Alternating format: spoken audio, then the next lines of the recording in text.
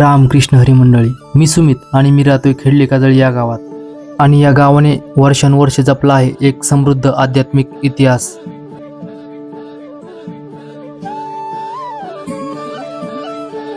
हा इतिहास आहे संत परंपरेचा, ज्ञानेश्वरीच्या ओव्यांचा, तुकारामांच्या अभंगाचा आणि गेले कित्येक वर्ष चालत आलेल्या अखंड हरिनाम सप्ताह ज्ञानेश्वरी पारायण सोहळ्याचा.